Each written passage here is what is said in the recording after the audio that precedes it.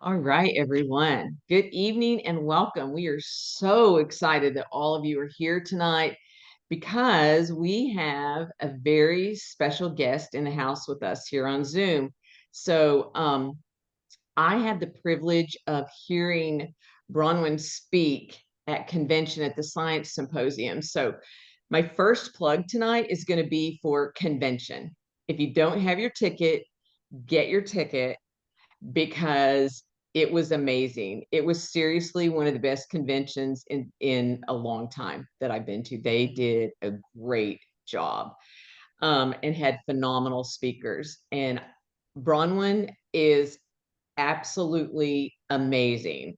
The wealth of knowledge that this woman has um, on everything across the board, health related, but hormones seems to be kind of, I don't even want to say your specialty, but I can tell you're extremely passionate about it, Ron, when I hear when I hear you speak and things that you have written that I have read, all of those things. So I'm really, really happy that you have agreed to come on here. I know you're busy. I know you're in great demand. And I know you've been helping Young Living with a booklet, right? Mhm. So I hope that you'll tell us just a little bit about that. But I'm going to let you introduce yourself as far as a little bit of your background, whatever you would like to share with everyone. But again, Bronwyn, thank you for being here. Thank you so much for inviting me. I'm really delighted to be, well, part of the Young Living family, but be with you all. We're not part of the same groups and things like that. But when Rhonda asked me to speak, I said, yes, of course, I'd love to, because there's so many great things that Young Living is doing right now and so many great products. But also, I just have a personal passion about teaching women about their own bodies. And, where our body is our most valuable asset, really, when you think about that. And then do we really get training on how to support our bodies and how to understand our hormones? And when we do have that understanding and understand that it's a design, it's not chaos, there's a beautiful design here, then we are really empowered to utilize our superpowers, our hormone superpowers, the best to be our best self. So I'm hoping that today you'll walk away feeling like you learned about your body and you learned some things that you can do to support your body, specifically with Young Living products, because Young Living is such a good company in bringing plants and things from a farm, right to our homes, but really focusing in on some hormone pieces for women. And women do need hormone support. We need the education and then the product that we can use or the products to really support ourselves. Let me go ahead and share my PowerPoint so that you can see what I'm seeing and we can get going on this. I am a functional nutritional therapy practitioner and a root cause protocol consultant. I do have a small practice out of my home, meeting with clients, but my passion really is to speak to groups and to women of all ages because everyone benefits from understanding their body and stepping into their full potential. Okay, now I have to make sure. Okay, here we go. I want to teach you today about the female cycle. And I know that some of the women on this call are postmenopause because we always have a mixed group of women when we're learning about hormones. I'm going to focus quite a bit on the female cycle and so those who are still cycling will benefit from that. But if you are postmenopausal, I think it's helpful for you to understand and kind of connect as you remember your cycling years, what the different hormones and the different phases of our cycle, what the purpose of it, but also what it felt like in your body. Because now, as you are postmenopausal, you still have those hormones and you still have those feelings in your body and to be able to connect, oh, I have high estrogen or low estrogen, high progesterone or low progesterone, high testosterone or low testosterone based on your physical symptoms and also your emotional and mental state.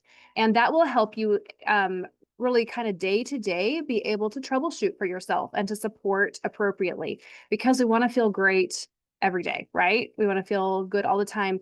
And I know for sure that we are designed to feel good in menopause. We have the function and the design there, and it just sometimes needs a little bit of extra support.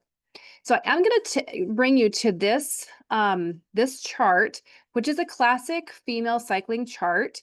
And I'm going to explain it to you. It might be review for some of you. It may be brand new to you. If you were sitting in your OBGYN's office, you might see a chart like this on the wall. And so although this isn't the perfect chart, I like to teach from it because I want you to feel empowered that you could have that conversation with a doctor and be pretty educated about what this cycle is. Next, I'll go in. So at first, I'm going to focus on like the classic physical symptoms, kind of textbook stuff. Next, I'm going to bring us into thinking about these hormones in kind of more story-like fashion so we can remember what they do and also how we feel personally. Before I dive in on this cycle chart, I want to note what's not here. This is the monthly cycle for a woman who is cycling. Before she was cycling, so before puberty, as a child, she was still a girl. She still was feminine. She still had female hormones, right? This was actually all of us. We were all children, females with female hormones and feminine, and we felt great. Okay. After menopause, our hormones mimic more closely to our childhood hormones than they do to the cycling hormones. Because during cycling, we have the leading lady in the show, the one who's like driving all the hormone changes each month, are the ovaries. In childhood and in menopause, post-menopause, it's actually the adrenals that are the leading lady. They are the ones that are making the hormones and doing the regulation.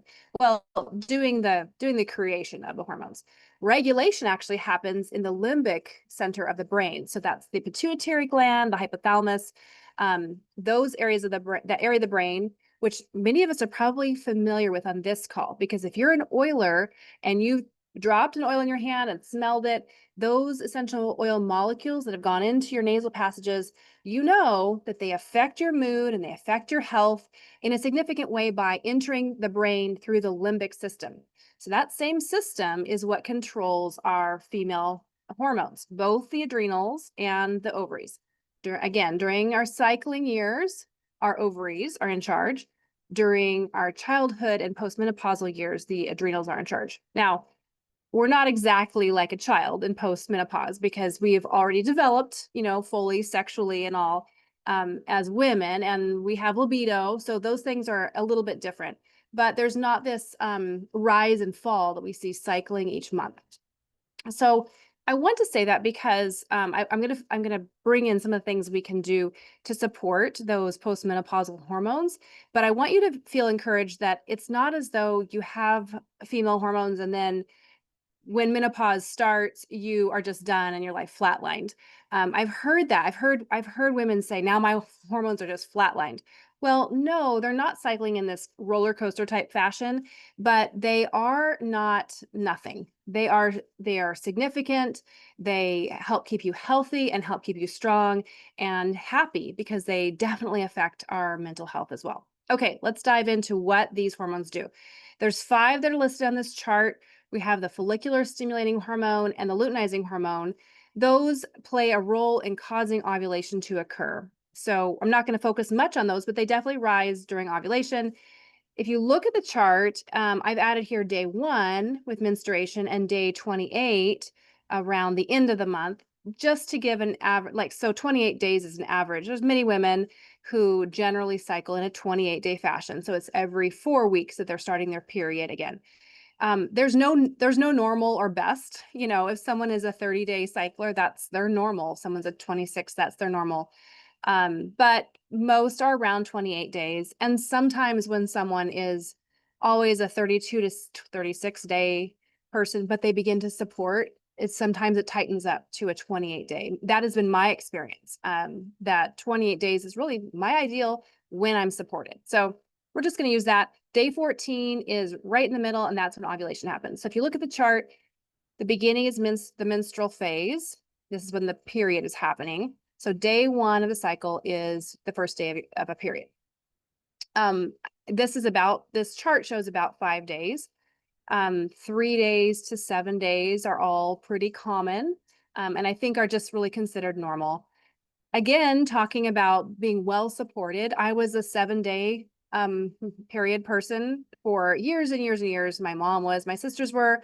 And then when I was more supported, that actually tightened up to more of a 5-day cycle, which is nicer and helped me overall not to be losing so much blood each month.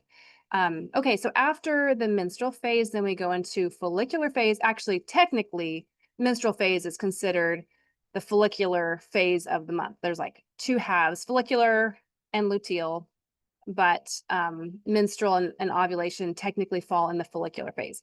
Okay, so we have this phase between the end of our period and the ovulation phase where hormones are rising. It's called the follicular phase, and during this phase, estrogen is high. You can see that line that's pink, that is representing estrogen.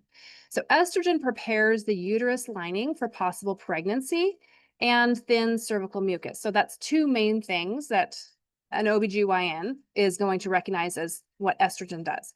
Estrogen actually does a lot of other things in our body. There are estrogen receptors all over our body. So in puberty, estrogen receptors in the breasts cause our breasts to grow.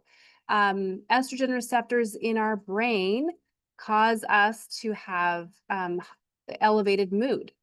And estrogen receptors all over our body, like in our fat cells, cause us to have the thin layer of fat that is very feminizing and the womanly shape that women have. But from a reproductive standpoint, that's what estrogen is doing around the uterus. Is the uterus lining is becoming thicker. Think of it as kind of like this thin sponge that grows thicker, and when it becomes thick, then it's going to be hospitable and soft, a good place for an embryo to land and to attach if conception happens at ovulation. Okay, so then we get to day 14. That's when there's really kind of the height of most of our hormones. Progesterone isn't at its height at ovulation, but it's definitely on the rise and getting up there too. So there's a height of hormones at ovulation, and then a number of them dip, including estrogen. And then the second half of the month, the luteal phase, we have progesterone at its high, and also you can see estrogen rises again. So progesterone, its job is to thicken and maintain the uterus lining, turning off the luteinizing hormone and the follicular stimulating hormone, and it triggers menstrual bleeding when it drops. So it's not triggering the menstrual bleeding, but its drop will trigger that. And then our period starts again. So a couple things I want you to notice. There's a term estrogen dominance that flies around, and there is a lot of estrogen dominance out there. But estrogen dominance is actually part of our design. We're supposed to have half a month where estrogen is dominant and half a month where progesterone is dominant. That is what balance is. Balance isn't having the same of both all the time. It is having dominance of one and then dominance of another. This is a safety measure. And there's other benefits too that are part of our superpower. So I'll get to that in a minute. But from a physical perspective, that estrogen, part of its job in causing the uterine lining to grow, causing breasts to grow, causing hips to grow, causing the fat layer, you can think of that as a hormone of growth. And so there are conditions in the body where you don't want to have that continued growth. And you might be thinking of cancer, which is true. There are cancers that are estrogen receptive. And so estrogen is kind of just fuel on the fire for that cancer. What normal is that our body uses estrogen and then clears it out with progesterone. And so I'm not afraid of estrogen. I do want that growth every month. Growth healing happens. You can think of even, externally, your skin regenerates under the influence of estrogen. So we do want these hormones, but having half of a month where progesterone is dominant helps us balance that. So our estrogen receptors work like this. They are like a lock with a key. So you think of your front door lock and you stick a key in and it turns the lock and that opens the door. Estrogen receptors are similar. They're a site where an estrogen molecule comes along, fits in there. It's the key that turns the lock and something happens. Something turns on, like the uterine lining begins to grow or anything else begins to grow. So those are all over our body, and that's how estrogen works. There are three forms of estrogen, though. We have our own physical estrogen, human estrogen. It's a strong estrogen. It fits in the lock well. It turns it on well. It sticks around for a while until progesterone comes along and attaches to it. So think of like the hand grabbing the key and taking it back out of the lock. Now the lock is empty, right? We actually need this process to happen because estrogen becomes old, becomes oxidized. We need to detox it. So, estrogen, our own estrogen, is something that we need, and we also detox. Progesterone is a huge part of that process in detoxing our estrogens, moving them from our estrogen sites. They get pulled into our bloodstream, taken to the liver.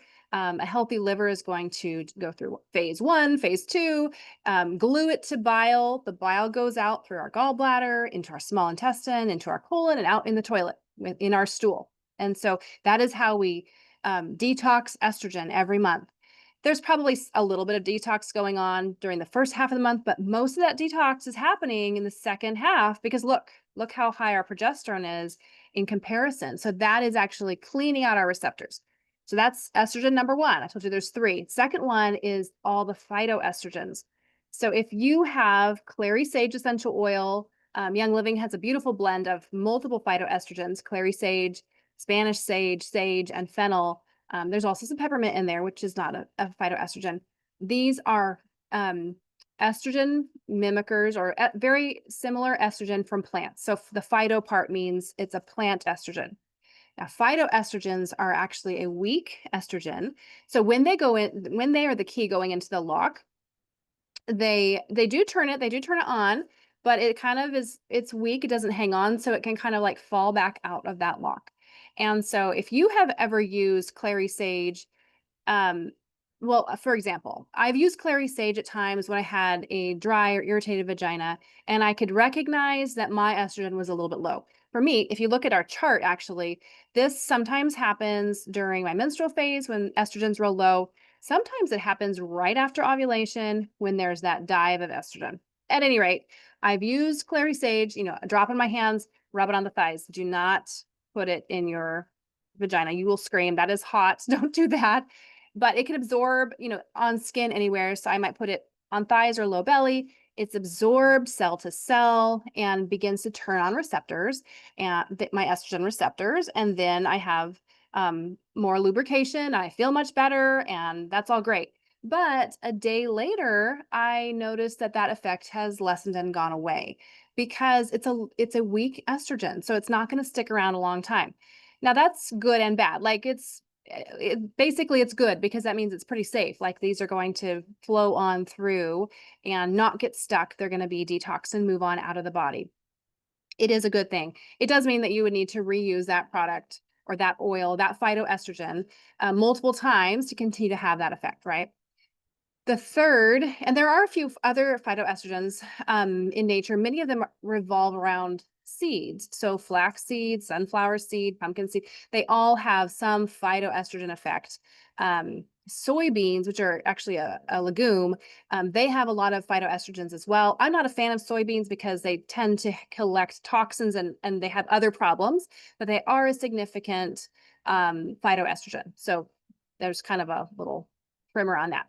Okay, our third estrogen is actually the xenoestrogen. It's a man-made chemical that looks a lot like estrogen and does turn on our receptors, but it is synthetic and it's really toxic to us. It's going to turn on those receptors and it's going to keep them on. It's very strong, stronger than our own estrogens. And so it's not going to be detoxed very easily. It's not going to fall out of that receptor site like the phytoestrogen would turn it on and then move away. It's going to stay on. And for this reason, xenoestrogens are really implicated with some significant disorders, estrogen disorders. Cancers are one of them. There have been xenoestrogens like parabens found inside breast cancer tumors. I don't want to go anywhere near parabens. That does not sound like a good idea to me. Any fragrance that is not natural is a phytoestrogen and our xenoestrogen, sorry. Fragrances, actually, even essential oils are very, the fragrance molecules, they're an O-ring and they're very similar in shape to an estrogen. But when you have a synthetic one that has a an additive that causes it to stick around a long time, that is the xenoestrogen. There are many products, not from Young Living, but there are many products from companies that are trying to, they claim to be natural, and they put a natural fragrance into a product. Like a laundry soap is a classic example. And so you wash your clothes in the laundry soap, and that fragrance ends up staying on the clothes even after the dryer and all of that. That fixative that fixed it to your clothes and had it stay, the fixative is toxic. The fixative is a xenoestrogen. So even if it was like, maybe it was pure lavender grown on a farm somewhere that is being used as their natural fragrance, they've put it together with the xenoestrogen to fix it, and now it's toxic. It is no longer natural. It's been contaminated, and it will have effect when you absorb it through your skin and store it in your fat cells, and it will go into receptor sites, turn them on, and you'll have a hard time moving it away. One way that it can be moved away is by increasing progesterone, maybe even more than our normal rise in the second half of our month. At any rate, those are the three forms of estrogen. Back to our cycle, you'll see that the design here is growth and healing, and then detox, right? Okay. I also want to just mention for a moment progesterone. Sorry, I did mention progesterone. Testosterone. Testosterone is often thought of as a male hormone, and men do have more testosterone than women. And that's why they build bigger muscles easier than women, why they tend to have more mental drive and initiative and energy. It does bring all those things. But women have testosterone too. And you can see on this chart, as the blue line, it's the very bottom one, as though we have the least amount of that compared to all other hormones. That's actually not true. This chart should actually show that blue line as higher than all the rest. It's just that the amount of testosterone we have is less than men. So anyway, it's on here kind of incorrectly, but we do need testosterone, and we want to have testosterone throughout our life, throughout our cycling years and our postmenopausal years, but especially those postmenopausal years when we need to retain muscle so we can keep strong bones. And also, it's very helpful for our mood to keep us active and energetic. So we do want to support testosterone. And I'm actually, well, I'll wait and tell you in a minute when I take a look at some of the different products that Young Living offers to support hormones. One really good way to support testosterone. Okay, now let's move on to a little bit more fun, a little bit less academic, and more story time around our hormones. You might recognize these two faces. I hope you do, because if you have seen the movie White Christmas, it's a holiday movie, and it's a classic, I think, from the 1950s. I grew up watching this movie every year at Christmas, and still have that tradition with my family. These two characters are Judy and Betty, and they are sisters in the movie, and they sing a cute song about being sisters, but they have two really different personalities. Even though they sometimes sing songs and have the same color dress and all that, they really are two different personalities. They love each other, they're sisters, they work together, but they're different. And I like to think of Judy as representing estrogen and Betty as representing progesterone. So these are two female hormones. Now, they are female hormones, but men actually do have some estrogen and progesterone as well. We're not talking about them today. Judy, as our estrogen, she has some of the qualities that we have when we have an estrogen high. And then Betty has more of the qualities of the high progesterone. So the difference in how we feel with these hormones. So when we are more estrogen dominant, supported estrogen and progesterone, but estrogen high in the first half of our cycle, we have more ideas, we have more sociability, we like to be with people, and frankly, they might like us more because we're just happier, and we're excitable, we're magnetic, and all the ideas are coming. There's lots of like starting of projects or scheming for the next social event. There's not a lot of like completing projects and being very practical. That's what happens in the second phase of our cycle, in the luteal phase. And that's more what I think of as Betty, being the progesterone, which is very level and grounded, and frankly keeps Judy out of trouble because Judy gets ideas, but Betty helps her keep those ideas in check and keep things sane, right? So for myself and for really women, when we have that high estrogen, we have some of those qualities of Judy. I like myself a lot during my follicular phase because I am more social. I have more words and more ability to communicate. During my luteal phase, I'm a little bit more of an introvert, less ability to communicate and less desire to connect with people. But I am finishing up all the projects that I started in the follicular phase. I'm organizing my life. I'm being practical. My mood is happy, but really stable, not kind of like the highs and lows that I might experience during the estrogen phase. So I hope that little idea is helpful for you in remembering which one's which. Estrogen is like Judy and progesterone is like Betty. They make us feel like a different woman, actually. And I've come to embrace that because I do want to be Judy some of the time, but if I'm only Judy, then my life would be unorganized and maybe a little bit crazy. And my days of being Betty keep me sane and on a better track. Okay, so I'm going to go through these 4 phases and describe to you how we feel under the influence of hormones in this like in this blend. So these are for a cycling woman, of course, but if you are postmenopausal, please consider which one you kind of identify with because you may be able to say, oh, I feel like I'm always in that high estrogen time. And so maybe I'm actually estrogen dominant and need to work on that. Or I feel a little different, whatever. So, okay, during a menstrual phase, there is a purpose to each phase. The purpose of this phase is rest, which as women, we hold up the world. And so we don't always get our rest. This is a built-in rest for us. In postmenopause, um, women need to build that in for themselves. Also in postmenopause, there's more wisdom around, I've got to take care of myself, right? So hopefully that wisdom is coming to play and realizing it's worth it to take care of your own self. We steward ourselves as well as others. But the purpose of this time is rest for ourselves, reflection on our life, on our health, on all things, and detoxification. The menstrual period is really a time when the body is releasing. And anytime the body's releasing, that is a detox. And in fact, a woman who is releasing blood every month is reducing the oxidative stress of iron building in her body. Once a woman reaches postmenopause, well, let's say it this way, before menopause, women tend to have a lower incidence of things like heart attack and stroke, which are oxidative inflammatory conditions. So men have a higher risk during all of women's cycling years. But then 2 years after a woman is in postmenopause, her risk matches a man.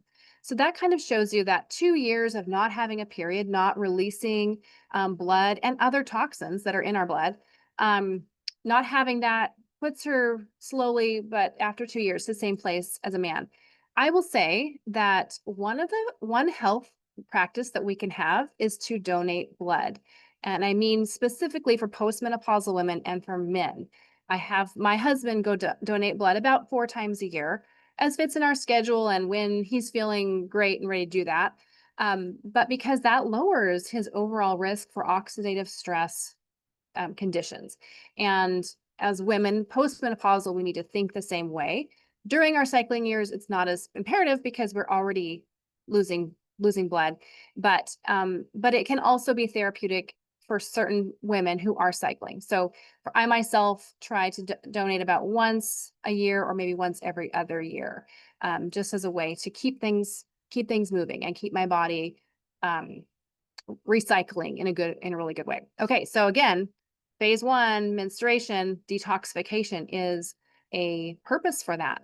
So a woman might want to enhance that by doing any kind of a detox that you're drawn to. There's lots of different ones. They're all good. As far as detoxification goes, like doing cleansing, I think rotating the types of detoxes we do is important because they get at different types of toxins. Okay, it feels like when you're having your period, it feels like inward, reflective, low energy.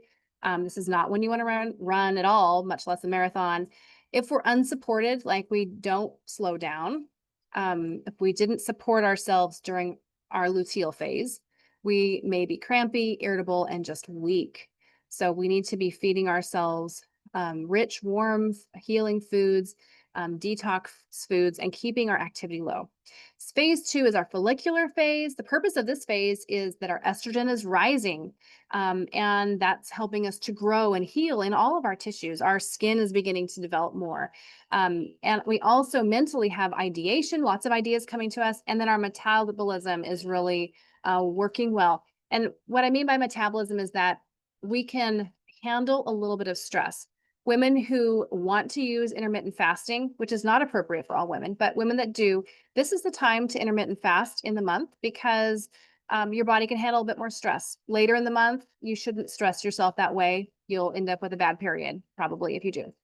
Uh, phase three, but again, back to follicular, this is the idea when there's just lots of excitement and ideas in your life. Okay, phase three, ovulatory. Purpose of this, of course, is potential conception. So estrogen peaks, the luteinizing hormone causes the egg to release, and we are magnetic, confident, we're more social, we're more sexually interested. And of course, this is when there's fertility, but we also actually have a lot of strength. So if you are weightlifting, this is probably when you're going to have your PRs, your best, strongest lifts. They say during this time, if you need to ask for a raise or you're going to do a job interview, this is the time to do it because you're so magnetic. Nobody can say no to you. You're basically already hired because you're just so so magnetic and delightful. Okay, unsupported. If we aren't really unsupported during this time, we have failure to ovulate. So that would be estrogen that's unsupported. Maybe our diet did not give us the nutrients that we needed to create enough estrogen to ovulate and to create our luteinizing hormone and other things. Or maybe our whole limbic system is not supported. Like if we didn't get good sleep, our brain is not able to work well and to coordinate things well.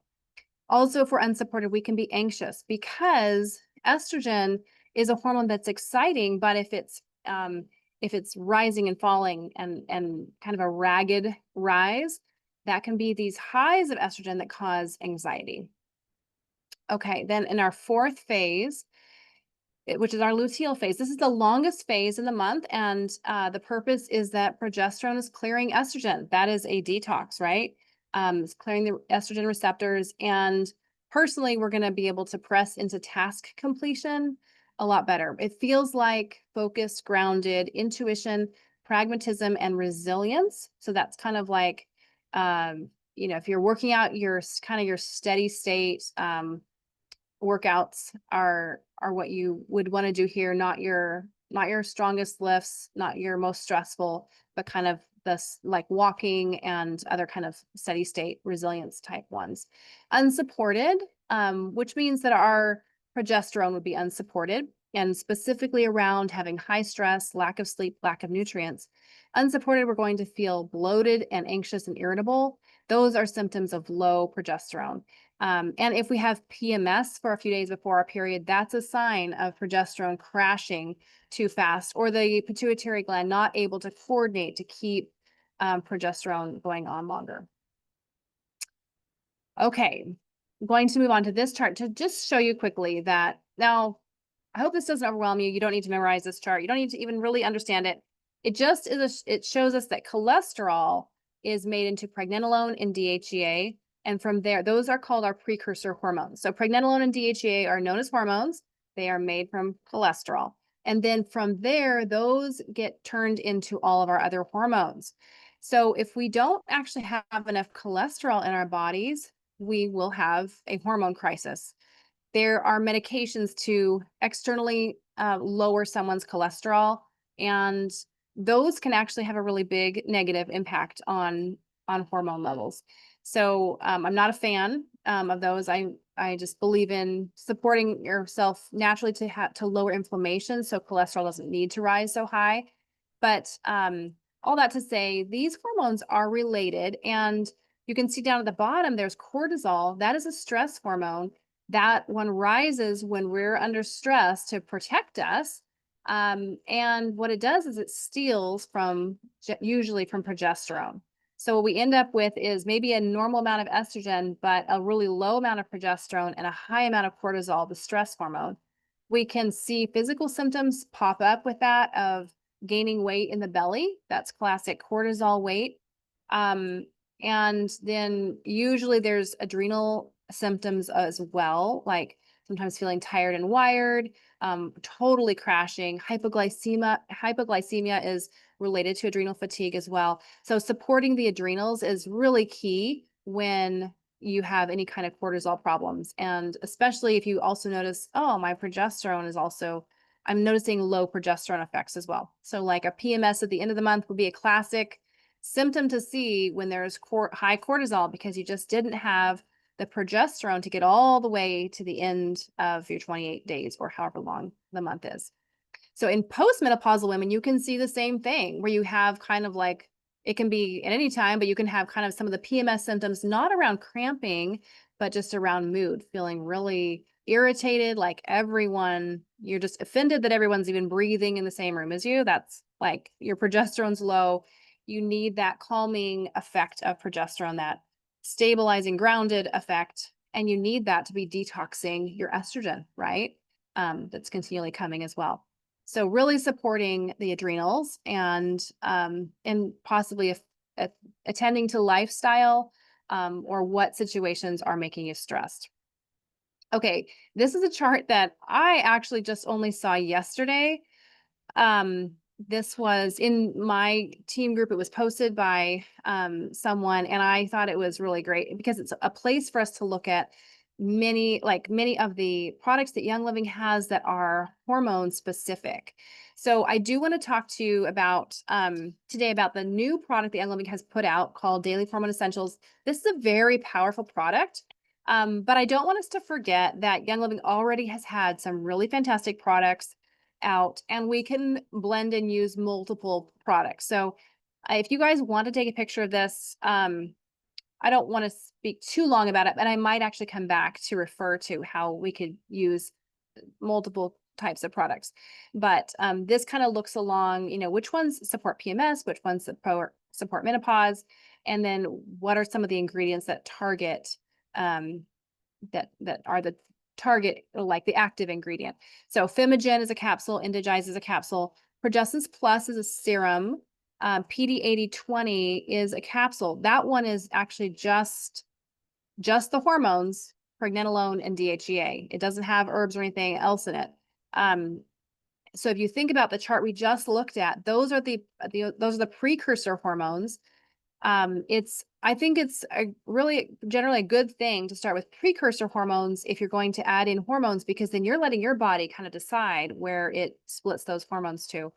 And then there's cortisol, which also contains DHEA and pregnenolone, not as much as PD8020, but cortisol contains phosphatidylserine, and some herbs, which help to bring cortisol down pretty quickly. And then the DHEA is there, pregnenolone's there, so that you can remake your hormones that you're now lacking, right? Because you were making too much cortisol.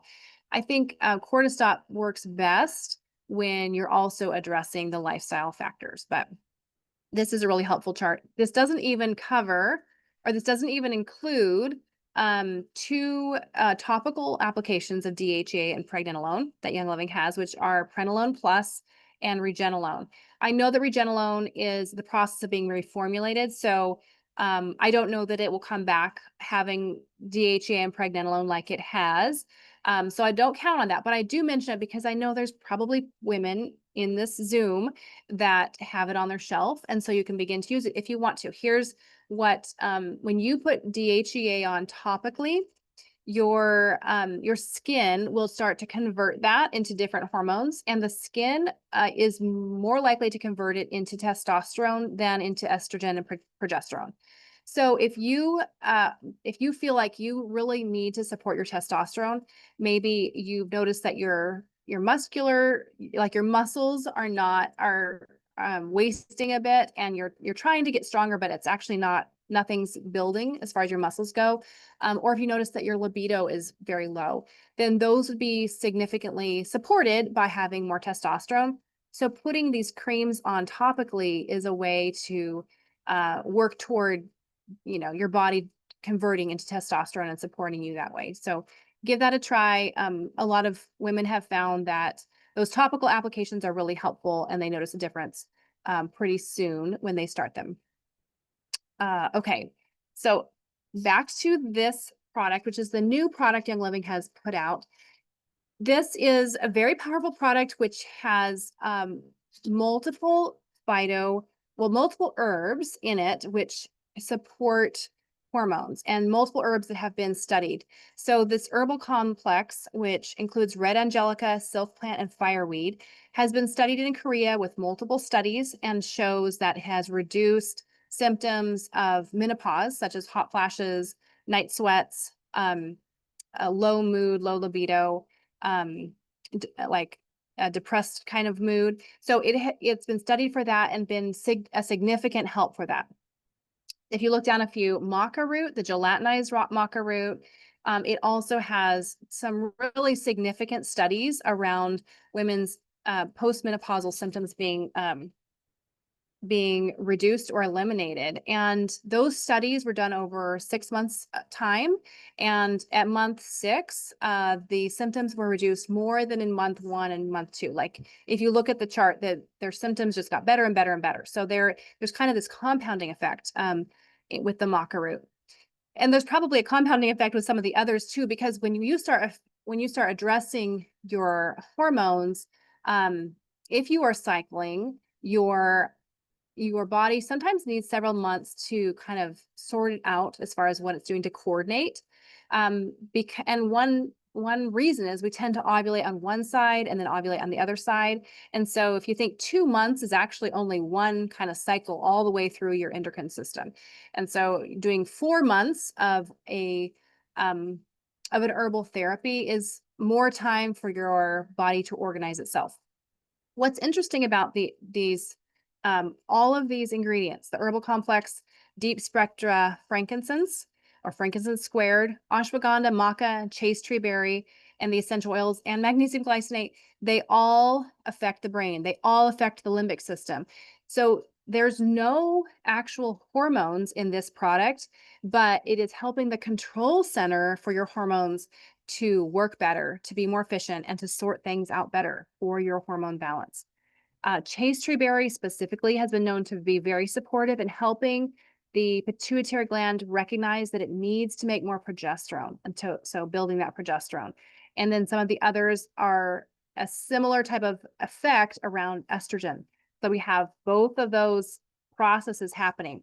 The herbal complex from Korea, part of the studies they did showed that it scrubbed estrogen receptors of xenoestrogens, which I think is amazing. I haven't ever actually seen studies done on that specific thing. So I have some more research to do because I really want to dig into how they even tested that. I think it's fascinating. In the past, I mean, well, even still now, but until now, I've only known the method of increasing progesterone. So I have used Progestins Plus as a topical serum. And many other women have done this as well, or other types of topical progesterone. I just like Progestins Plus best, and I'll talk about that in a minute. I love Progestins Plus. At any rate, you can increase topical progesterone higher than it normally would be during your luteal phase and create more of a detox. So you're helping to remove those keys from the locks. So that's the only way that I've known before now to help scrub your receptor sites of the xenoestrogens, which collect. Xenoestrogens, I don't know if I listed them, but anything that's a fragrance, I told you that. Anything that's a fragrance and anything that's a paraben, but also they're found in plastics, and there's a few other categories too that we just want to be careful not to expose ourselves to. I've decided not to accept hot drinks in styrofoam cups. And if I ever get, a doggy bag leftover tray that's styrofoam, I try to transfer that food really quick and never ever heat food inside of plastic, including styrofoam, including saran wrap, because those molecules are transferred into the food and then we ingest them. I'm sure we have exposures that we can't avoid. And so that's why we need to focus on doing detox. We can't avoid everything, but we can do a lot, and we can avoid some of these significant exposures in our own homes. So this product is really, really cool. It's definitely powerful. I got to be part of a group of women that used the product for 30 days before it was launched in July. So in June, I was using it. For myself, I'm in my later 40s and in perimenopause. So in the last year, my cycles have not been regular. Doing 30 days on this product, my cycle came at 30 days, which was impressive to me. So I'm excited to see how it helps my pituitary continue to coordinate more and better as I use it month over month. However, this product is a new product. So it says daily hormone essentials. It's intended to be used daily and it's safe to do that. But you may begin to take it and feel like daily is too much. Maybe you want to take it every other day or take half an amount every day. I know women who have gone down to taking half and feel like that's their sweet spot. I know women who took it in the morning and then couldn't sleep, but they took it at night and slept like a baby. And also the opposite, where they take it in the morning and then it helps them sleep. So there's a variety of ways to use it, just like some of our other products. So you have permission to use it in other ways. I'm excited to hear if there's anyone who tries taking it just during their follicular phase or just during the luteal phase. I'm excited to hear of women who are postmenopausal and how they might rotate it even with other products or in combo with other products to support themselves really well. If you ever have a story, if you come and find me, I love to hear from people, even that I don't know or not part of the team that I'm on. We're all the Young Living family if you're ordering products from Young Living. So I'm at Clean Green Start on Instagram. Come just find me and tell me your story because I love to hear them. Here is a photograph of some of the studies that are done on the ingredients in this product, which is why, because they're these published studies, we actually can claim the things that these studies discovered. And these studies are all linked on from the Young Living website. So go to the product page for the actual product, and then you can find the studies. You can go, if you're like me and love reading all the details, you can go read more. Okay, our seasons analogy. Here is a fun way that I like to teach about our hormones that that young girls actually really they kind of identify with well. I have two daughters, one who is 21 and one who is 13. And so both of them are cycling. And actually, the 13-year-old just began. I feel like it's a real win that we didn't start adolescence or we didn't start puberty too soon. That always means that that you've done a pretty good job of avoiding the xenoestrogens because of exposure to xenoestrogens will cause early puberty. And that is not good for the long-term health of that girl. At any rate, I have two girls in my home who are menstruating, and we use this analogy to talk about our cycles all the time. So it's as though our monthly cycle is like a year with the seasons. We have winter, which is our menstrual. In our follicular phase, it's like spring, new ideas and fresh growth, and all the things are beginning to happen and wake up. And that's our spring and our follicular phase. And then during ovulation, that's the peak of our energy. And just like in summer, there's all the fruit that's happening. Ovulation also happens during that time. And then the luteal phase is our fall, our autumn, when we are task oriented and homeward oriented. And just like a squirrel putting away nuts for winter, all through the fall, that's how we feel during our luteal phase. This chart or this little graphic, I got Chat GPT to make this for me. It's not my favorite way of looking at it because I'm like, oh, luteal needs to be like nearly half of the pie graph, and it's not, but it's pretty close. So I'm using it. But that's a little story that you could use if you are educating younger women about their cycle and about what to expect and how to support themselves through those times. Actually, let me just focus on that a little bit.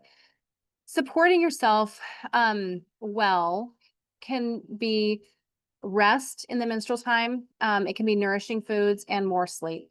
In the follicular phase, I think it's actually supportive to be social. You know, when you feel social, to nourish your heart and your spirit by being with people and connecting in follicular and ovulation, that is nourishment. And also that's when you can do your harder workouts. So that's pushing the body in a bit of a stressful way, but that's a kind of nourishment too. It's also really important to have good fats to nourish our bodies. Of course, we need protein and complex carbohydrates too to stay healthy overall. But when we're talking about ovulation, we're talking about the health of that follicle and the egg. And our good fats help us from we don't want to have bad fats. That's the thing. We want to have fat in our diet, but good fats, not oxidized fats. So not trans fats. There are there are oil, like vegetable oils and seed oils used in cooking are going to break down and turn to trans fat and oxidize. So you might have a really great oil like flaxseed oil. If it's used in cooking, now it's toxic. So it's really the quality of the oil and how it's used. Most packaged foods like chips and crackers and cookies that have oils in them, they're now oxidized. They're rancid. And so putting those into our body will affect the health of, well, every cell, but really affect our hormones and the health of that egg. But when we have fats that are stable, that are not oxidizing, that's helpful. So flaxseed oil is a great oil to have. Olive oil is, and then the saturated oils like coconut and palm, and even the saturated oils like butter and tallow from animal fats. Those are stable fats. So if they came from a healthy organic source, then they are a healthy part of balance. And many of our seeds, like sunflower seeds, flax seeds, pumpkin seeds, they have vitamin E in them. Vitamin E is a fat soluble vitamin. So you want to make sure they're fresh and not rancid. But that vitamin E will help with the longevity of that egg, and specifically the longevity even of the egg sac, which is called the corpus luteum. That corpus luteum puts off progesterone during the second half of our month. And so if we have good oils and vitamin E on board, we're going to be able to make more progesterone through our month. This also does translate into postmenopausal too, when we want to continue to have our fats and not have them be oxidized. We don't want to increase oxidative stress in our older years for sure. Okay, so that's how you would support during follicular and ovulation. Also feeding yourself. When we, it's tempting sometimes to diet and to restrict our calories significantly. That can send a message to our body that we're in starvation mode. So during our follicular phase, we can do some intermittent fasting, but we still want to have enough calories to really support ourselves. During luteal phase, we really want to feed ourselves and let our body know we're not in a war, we're not in a famine, we're not about to die. All the food is here, everything you need. Calm down, no stressing, because that will allow our body to create more progesterone and to avoid the symptoms that are associated with like PMS symptoms before a period. More progesterone means less symptoms around menstruation for sure. And of course, it helps with our detox. Okay, there's a booklet, and Rhonda had mentioned this before. This booklet was put out by Young Living pretty recently, I think, since the convention, since Daily Hormone Essentials launched. It's a long booklet, it's an ebook, and you can access it through the new Olio app in the library. And I believe you can also get to it on the Young Living website through the library. I did put the link here just because I didn't want to not give you a link, but I know that's probably really difficult. You can write it down, you can take a picture, and you can access it if you don't know how to get to it other ways. So it's there and it's for you to use. I helped to develop it. I wasn't the main, I don't want to take credit for it, but they did consult me and I think it was fantastic. I added some things that I thought were helpful. And it really goes over lifestyle, how to reduce stress, or just considering that our stress does impact our hormones. And then it introduces several of the products that Young Living offers as being supportive in uh, in our different phases of our hormone journey. So I want to point you to that. And then uh, re come back again and mention Daily Hormone Essentials is a really good place to start when women have if you have a significant um, issue with symptoms in postmenopause or PMS, it's listed on the box, because the studies have shown to be so significant.